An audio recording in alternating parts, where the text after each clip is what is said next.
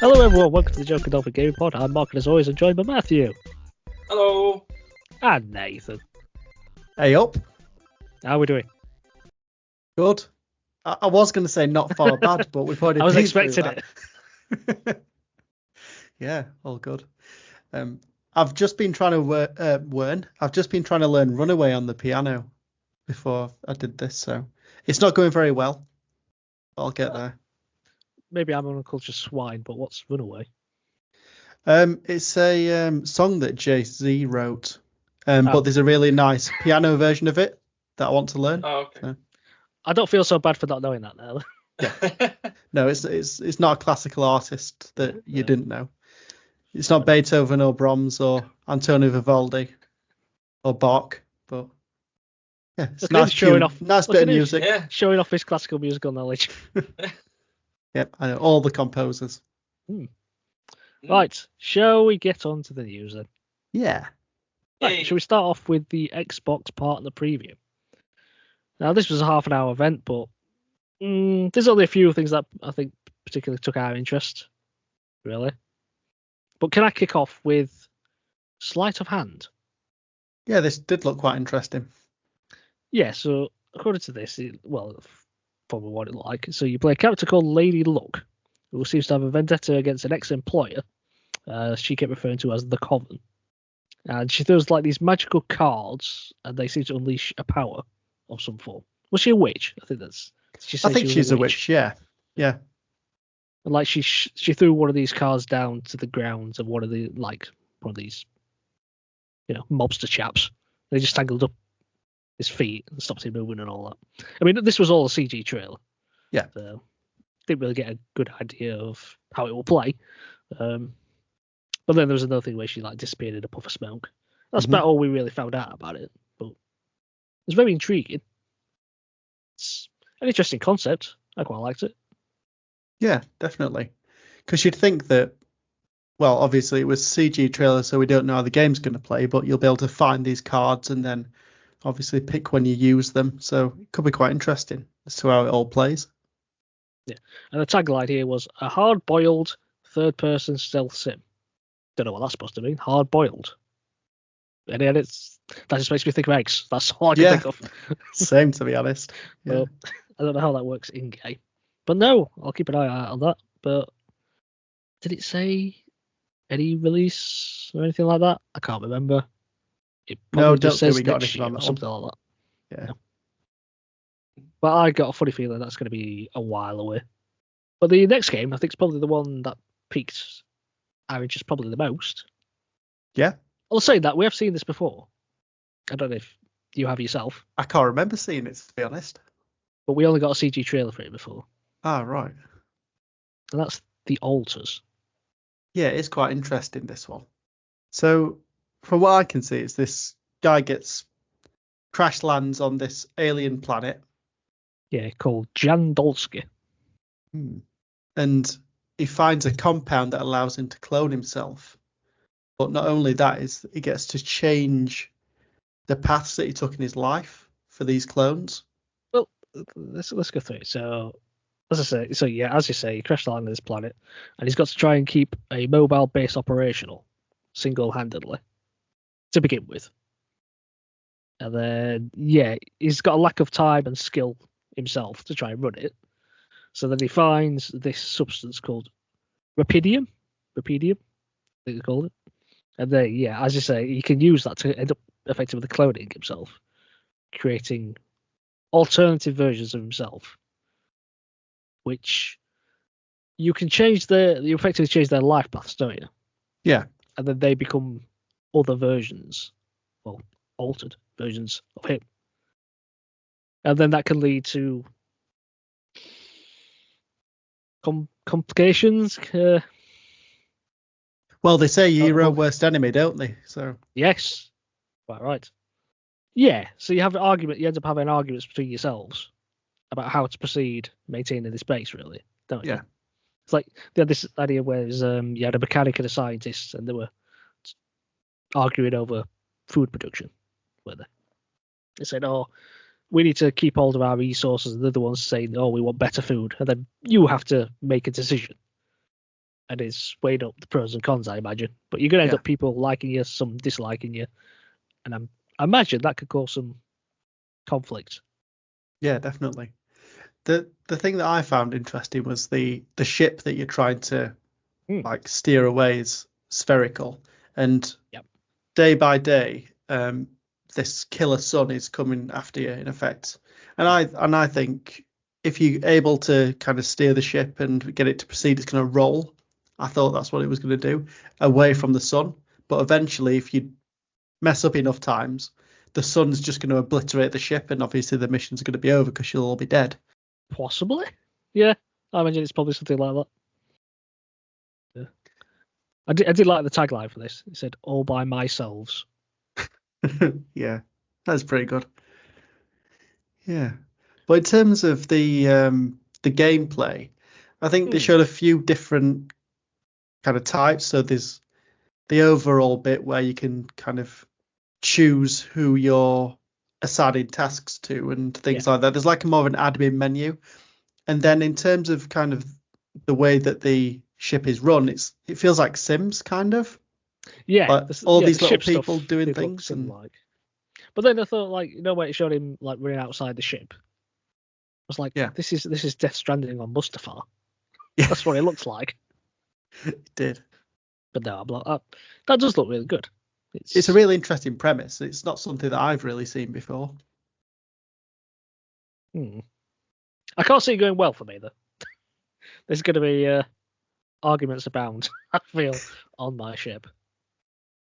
But the whole changing your life paths to make new people effectively. I mean, I wonder how many people that could make. That's the thing. How populated could you make your ship? Well, the ship, it looked to have maybe 25 or 30 different blocks. So I imagine as the story expands, you'll be able to clone somebody to go into these blocks and do certain things as it gets more complicated and you need to do more to get away from danger. Obviously, the more you create, the more problems you do make, because everyone's going to need to eat and drink. Yeah. So that's going to eat into resources and things like that, isn't it? But on the flip side, they're producing more, and you can do more things.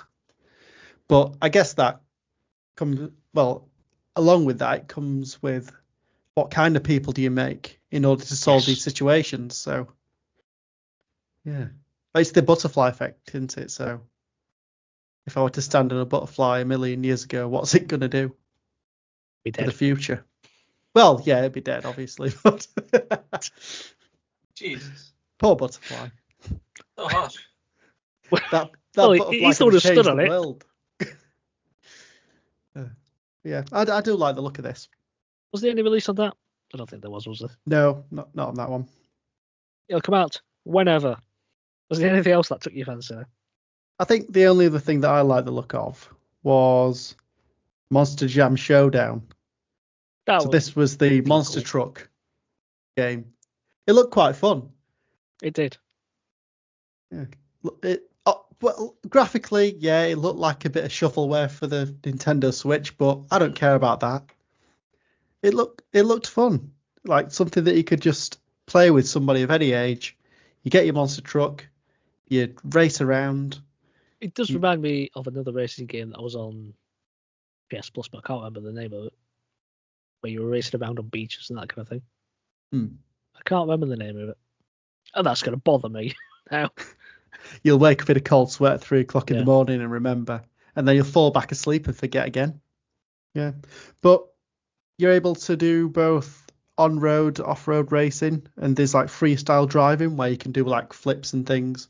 Yeah, they're like a skills arena kind of thing, weren't they? Yeah, that was pretty cool. One thing I did like is that they had like a shark body on it, but obviously it'd be the Joking Dolphin podcast. Of course. Hopefully they'll do a dolphin version. That'd be pretty cool. I say we need to sponsor them. Or just write a strongly worded email. Yeah, that'll teach them. But yeah, that one's going to be coming out in late 2024. Or later 2024, it says. I just have a quick shout out to Stalker, Legends of the Zone trilogy. Never played them, but, well, apparently they're big on PC back in day, and these are backwards compatibility on Xbox for console now. So you get it includes Shadow of Chernobyl, Clear Sky, and Call of Pripyat. Basically, it's like a PC shooter, really. Yeah, and they actually shadow dropped this, didn't they? They did. Yeah, out there. Out kind of today. sort of reminds me of sort of like Fallout kind of thing, but yeah, radiated enemies. I guess those comparisons are going to be made. Yeah, definitely. And it's also out for PlayStation as well, not just Xbox. Jolly good. Oh, good. Yeah, I think that's about it. It took my fancy anyway. Yeah, same here. Well, what other news we had? Well, we do have our nomination list for the BAFTA Game Awards for this year. Da, da, da, da, da, da. You know, we love our BAFTA Game Awards here, and we love to get on the fun and vote on who we think's gonna win this year. So When we remember to do that. we remember to do that, yeah. Well, that's where the good old spreadsheet comes in when I got to put all the work in. So some interesting picks at the moment. We do have, apparently, Marvel Spider-Man 2 has the most nominations. That's 9, which is a lot. Whether it'll win one, I don't know, because they didn't do it at the Game Awards. Well, hopefully This this is will a be bit the of a shame. time. Win at least one thing, hopefully. I mean, killed it in the Dice Awards, so could be a bit of a mixture. I don't know. Yeah, but they only played 3 games, so That's a bit harsh. Maybe 4. Maybe 4, yeah. Our other big games that have 8 are Alan Wake 2 and Baldur's Gate 3. And then just behind them on 7 nominations is Legend of Zelda Tears of the Kingdom. And then we've got, well, pretty much those 4 games are also up for the Best Game Award, along with Dave the Diver and Super Mario Bros. Wonder. Dave the Diver's in for best game. Mm. go on, Dave. Yeah. So, yep, the awards will be announced on Thursday, April the 11th. It'll also be streamed live on BAFTA's YouTube, Twitch, and Twitter channels. So, going to be interesting, I think. See how it goes. Also love to see who gets to win British Game Award, because always got to celebrate our homegrown games and developers. When all the studios are being closed down. Well, that's can't imagine that. So, yep, look forward to that. See who wins on that one. So, over the last few days, we've had some more somber news, unfortunately. And this is for probably more the anime and manga crowd. But nevertheless, this person had a massive impact on gaming as well. So, if you've watched any anime whatsoever, you'll probably know the name Akira Toriyama, who unfortunately passed away on the 1st of March at the age of 68. And it was only a week after that we actually got the announcement of his death. But if you've ever watched Dragon Ball Z, this was the guy who produced that manga. But not only that, he had a fairly heavy impact on gaming as well. From the mid-80s, he worked with the Famicom. So he worked on games like Chrono Trigger, Blue Dragon on the Xbox 360, the Dragon Quest games. So if you played any of those, then he's had an impact. And then not to mention all the Dragon Ball games that we've had countless of. So if you played any of those games, you'll know his signature art style. And it's just like a real shame for the community, because I think anybody, for most people in the West, probably maybe around our age, between the ages of probably 25 to 35 and a bit beyond, Dragon Ball or Dragon Ball Z was like the gateway anime for the West when it played on Toonami and sometimes Cartoon Network. And I think it was kind of a new thing for a lot of us. Definitely for me and Dragon Ball Z, because we were used to watching things like Rugrats, Cramp Twins, and like more kid-friendly cartoons, but this was kind of a lot more raw, and you had like aliens and fighting and blood and beam struggles and going Super Saiyan and everything like that, and it was just absolutely fantastic, and it was just like a gateway for everyone to come into this medium. And not only that, it impacted and inspired a lot of animes going forward. So like Naruto and Bleach and countless other animes. So I just wanted to mention that. I know it's probably similar for you, Matt, to be honest, in terms of impact. Yeah, no, certainly. I'd say Dragon Ball Z is definitely like one of the first, I don't know how to explain it, like grown-up or adult animes that I think I ever watched. Because I think for me, my sort of pull to anime initially was like Pokemon and Digimon and Yu-Gi-Oh! And that kind of stuff. And I think they probably came out around the same time as sort of Dragon Ball Z as well. So they had like a huge influence on my sort of, I suppose, pre-teen going into teenage years. Actually, I got a bit of a funny story that it was actually my dad that got me into Dragon Ball Z. Purely accidentally. Go on, Raymond. Purely accidentally, because when I would come in from school, I was always about like Nickelodeon over here in the UK. So I'd be watching stuff like, Sabrina the Teenage Witch or Kenan and Kel. And I'd just watch them all the time, like even like rewatching, like I'd just keep on watching. And I remember one day like my dad just like had enough of watching Kenan and Kel. So like, he took the remote and just started flicking through, and he flicked onto, I think it was Cartoon Network at the time, because I don't think Toonami was around just then. I think it was on the cusp. And Dragon Ball Z was on, and he left it on there for a moment. I just started watching it. I can't remember what it was. I think it was during the Frieza saga. I think it was actually when like Goku was fighting Frieza. I just started watching this. I was like, what is this? This is wicked. Like, I need to watch more of this. So I started watching that pretty much every time I came home at school, and yeah, I absolutely loved it.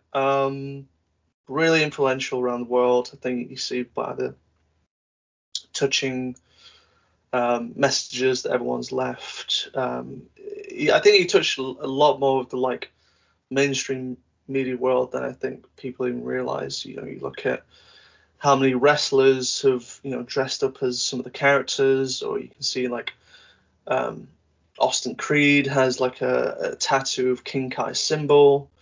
I remember even Ronda Rousey came out with the margin symbol on her forehead. Like, that shows just how much influence Toriyama had. And like even going to like football, seeing people in football giving touching messages and stuff, like the PSG Twitter feed and Dortmund, and the amount of players that would do like the fusion dance as like a celebration for scoring. Yeah. Or like the massive tifos that like Mexican side would do. And he was massive in Mexico, wasn't he? I heard this. It's not true, but apparently the cartel were going to do like a ceasefire in Toriyama's honor. Yeah. No, I remember when they were doing the Tournament of Power arc, like the last few episodes or something like that, in Dragon Ball Super. I don't know how true it is, but someone in Mexico, like official or something, decided to like illegally stream the episodes when they shouldn't have been doing. But like thousands of people would watch it, and they were like to stream on these massive screens. It's like it was like a religion over there. Yeah. Well, they had billboards and everything, as if like Goku versus Jiren was like an actual boxing fight. They had like it was that level. It was so massive over there. But yeah, obviously his influence was everywhere, like you mentioned, in other series as well. Like we've got an upcoming game that was like one of his original series as well, Sandland, that's coming out. Obviously we've got a new Dragon Ball game coming out as well. Forgot what it's called now. Sparking Limit. I feel like I could be wrong. But no, he was hugely influential, and I think you see that throughout a lot of animes and mainstream media. And it almost makes you feel like this loss was just as big as when we lost kind of Stan Lee. Like, he was that influential, but on like the anime side of it. Whereas Stan was obviously all about Marvel and superheroes. He was that big, and yeah, it's going to be a massive loss. Yeah. It's a shame that we won't have his influence on Dragon Ball Super anymore, but hopefully Toyotaro can keep it going and give us a good story. Yeah, we'll see. Well, Super's got to eventually end and get towards the ending of Dragon Ball Z, so... But yeah, big loss. Thoughts are with his friends and family. Yeah. I think to keep with the somber news as well, but I think this is more of on a personal level. Hearing that the Warner Brothers Discovery is shutting down the content creation company called Rooster Teeth. Now, this is more for me on a personal level, just because I remember sort of growing up, ages of 15 or 16, getting into the Red versus Blue series, and I think that had a sort of big influence on my kind of humor as well growing up. Keeping with like the original Halo machinima. I think they were one of like the pioneers of that kind of side of gaming, using gaming engines to sort of create little shorts or series, and having like the blessing of Microsoft as well to sort of customly use their gaming engine going forward as well. So I remember from like Halo 3 or Halo Reach, they could have like full reign of their engine and kind of do custom stuff with it and a lot of custom animation and stuff. And yeah, to see them close down as well is pretty sad for something that's been going for over 20 years. It's just sad to see. And we've seen a lot more of this kind of stuff throughout the year, I imagine. A lot of this kind of companies will start going away, I suppose. And it's sad. It's sad. So, yeah, just those to the guys that obviously create Rooster Teeth and those that are currently there or are currently there, they're going to be losing their job over the next month. It's not a nice thing. It was good while it lasted. Anyway, can we have some happy news? Well, I don't know about happy, but I've got... Do you want some movie news? Yeah, Movie go on news. then. Ooh. Yeah. So there's been another announcement for a game that's going to become a film. And that game is Watch Dogs. Yeah, Ooh. I saw this. Bit of a strange one, I think. Interesting. So apparently it's going to be directed by acclaimed French genre director Mathieu Touré, from an original screenplay written by Christian Leblanc, and it is set to star Sophie Wilde, who appeared in the horror hit Talk to Me. It will be produced by New Regency Pictures and Ubisoft Film and Television. But Sophie Wilde, female lead. None of the games had a female lead. So I assume it's an original story. So we had... I can't even remember his name. The protagonist from the first game. Pierce. That's the one. Aidan Pierce, yeah. He was not the most exciting. Well, it was a bit like a wet blanket, wasn't it? It was just... Yeah. And then we had Marcus someone in Watch Dogs 2, didn't we? It's a great surname. Marcus someone. Yeah. To be fair, a better protagonist. At least he had a bit about him. Bit of charisma. Yeah. So I'll say that. Watch Dogs Legion. You were all the Watch Dogs. It could be anybody. So. Yeah, I've still yet to play Legion. I've got it installed, but I don't. But... Yeah, I'm sure it's a fun game, but I imagine story-wise it probably suffers without having like an actual protagonist to kind of focus on. Yeah, it was a bit weird because obviously they've just thrown together like character models and accents. It's just like that accent shouldn't be coming out of that person. Yeah, It's just really weird. I thought that as well, because then you get all the bios for people, and I just picked the funniest guy. No, why not? But no idea when that's coming out, but it's been announced. Yeah, it's the same director that's doing the Plague Tale Right. movie. So Busy lad. Mm. I just hope it's better than the Assassin's Creed film, from what I've heard. You not seen that? I've still not seen it, you know. I think it's just because I heard really negative things about it, so it kept me away a bit. It's really interesting because you know how in like Assassin's Creed games, the most interesting part is the historical bit. Yeah. And then everyone kind of doesn't care about the modern day stuff. Mm. In the film, the Is that modern the day other way stuff was around? actually the more interesting stuff. Yeah, I did like its use of the machine. What's it called again? The Animus. Animus, is it? I like the whole idea of like kind of it hooks up to you, and then you're still doing like the movements as though you're in. I thought that was kind of cool. Or like visually, it looked pretty cool. Yeah, it works. It works better for a film. Visual Yeah, I story think so. kind of thing. Maybe I feel a little bit bad for Michael Fassbender, is it? Yeah. Because I do like him as an actor. I think he's a really good actor. I think he got a bit shortchanged on this one. But I've seen worse films though. True. I've not seen the Prince of Persia film. I've not seen that either. So. But say that I never played any of the games. So. Did you not? No. You're lucky. I know this is the one. Look, that Sands of Time, right? Sands of Time is a classic. Sands of Time is, yeah. Maybe not so much. I'm going to come back and do that one day. I'm going to beat that boss. You tell yourself that. Yeah. There'll be more chance of you doing that than Mark going back to Black Flag, at least. I was just about to mention that. Yeah. One day we're going to banish them demons. No, we're not. We're not. We'll take them to the grave. I will never go back on that game ever again. I would effectively snap the disc in my head. He planned it. Look, you don't need to know. You don't need to look, but he planned it, right?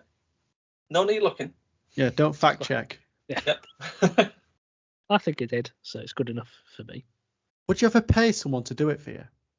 No, why would I do that? No. Just so it's done. What would be the point?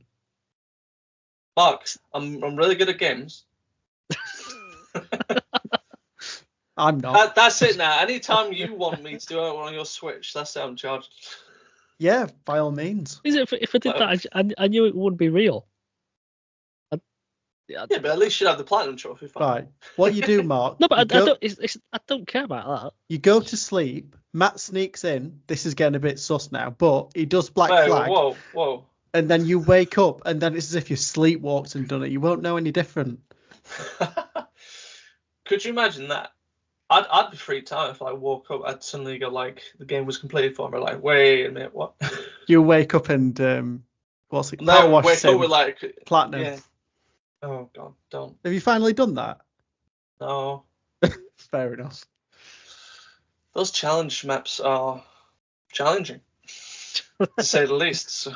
The clue's in the name. Yeah. Why did you have to talk about Black Flag? Why you're making me want to install it now? Do it, Mark. No. Think of Nike. Just do it. Stop mentioning it. All right. It was a time when it was banished from my mind, and then you keep bringing it back up. Look, think of it as a good Skull and Bones. Yeah, I could do that, I guess. You prefer to do that than Skull and Bones, wouldn't you? I did see that quadruple A game at Asda the other night. There was only one copy left, so it must be flying off the shelves. Or that's the only copy they ever had. Yeah. I was a bit tempted, to be honest, but I didn't. Why? Why? You know me. I'm tempted by all these rubbish games. Can't wait for Gorm to arrive. I've not really done it. So I don't believe you. I think you're just going to whip it out. Look. Oh. Not Please everything has to be an innuendo, Matthew. Yes, it does. It makes life much more fun. True. Anyway, what other news we got? Right, so I think we'll end the news section here with a bit of a interesting update that happened to Marvel Spider-Man 2. that went live over the week. So, I mean, it's got some cool new things, the update. We finally got New Game Plus, so that's great for all the new trophies that'll bring, I'm sure. You can go beyond the level cap, so they've increased the level cap apparently. They've got some new styles, suits, all that fun stuff. Be able to replay missions, all that kind of stuff. That's not why we're talking about it here. The reason we're talking about it is because apparently, along with the update, players have discovered that you could gain access to the game's debug menus, which is normally a no-go zone for us commoners, unless you hack the game. How did this happen? I don't know. You'd have think someone would have noticed, like, the update that's come out has like gone out with the debug stuff. Yes, interesting. So basically, what people found that you could do with these menus is you can skip certain parts of the game. You can turn on performance diagnostics, so you can see how the game's performing. That's good. Play, which is interestingly probably like a cool thing, actually. You say you could skip parts of the game. So was there any speedrunning attempts here? People doing speedrunning. That'd be interesting. I guarantee someone will have done it. More than likely. And apparently you can turn on various modifications and whatnot within the game. But what they've also found out through the debug list is you can find a list of missions throughout the game. And apparently there were some missions that were named that aren't yet available, which could be hinting at future DLC for the game, which could be interesting. Now, apparently one of the missions that hinted at was to a certain character that's called Beale. Now, if you don't know who Beale is, she is, well, a supervillain. But she's also the daughter of Tombstone, who is the big kind of bulk tank guy that was... Is that the guy who went to the go-kart track? Yeah, basically. I could have just said that rather than actually trying to describe him. So, be interested to see what they do with that character. I mean, obviously, I think there were certain side missions that were left with potential DLC that we could see, which includes certain symbiote character that we didn't quite get confirmed, but sort of confirmed in the game. So hopefully we might be able to see Carnage at some point. So, but no, bit of a whoopsie daisy there from Insomniac, which I'm probably going to blame on the staff layoffs, to be honest. I reckon. I reckon that threw it in there. I just want to throw that in there. I'm going to say that was the issue. That was the fault. That's why it came through. So blame Sony. Are you suggesting that somebody who got laid off might have sneakily put that in? I mean, I'm not going to say no, but it's a theory. We'll say that.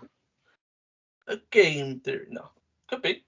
I mean, it did announce that there was going to be a hotfix and saying that like accessing this menu could potentially corrupt your saves and trophy. And who listened to that? So I'm not going to mess with it just in case, but you never know. If it's still available, I might do it. Actually, I've not even got Spider-Man 2. I traded it in, didn't I? You can't. Yeah, I can't do it. I played it when I was swinging around as a cube, so I already had my own issues. Good times. This debug menu. Oh yeah, that's true. I can remember getting stuck in a building. That was fun. Yeah. I got stuck in like a walkway thing. I never got any of this stuff. I just got weird. Well, you didn't play it enough, Matt. Telling the guy who's planned it, but yeah, sure. Apparently, I've not played it. I enjoyed my 16 hours. It was great. I think I was at 27, 28, something like that. No. There weren't bugs. There were features. Exactly. We got the expanded version. Yeah, we got the deluxe version of Spider-Man 2. I'm just disappointed that when I was the cube, I didn't go into a fight. I just did a few swings, and I was a bit scared it was going to cause issues. Gonna break again. So I just I'll switch this off. It would have been awesome. The cube just kicking the crap out of people. Yeah. Not killing anyone though. No, of course not. No. Just battering off the side of buildings. Yeah, that's it. Well, that's all we have time for today. Thanks, chaps. We'll be back next Tuesday. You can follow us across social media, find Joking Dolphin on YouTube and Facebook, as well as Instagram and Twitter at Joking Dolphin. And you can visit our website at jokingdolphin.com. Until next time, thanks for listening. Goodbye. Ta-ra! See you later.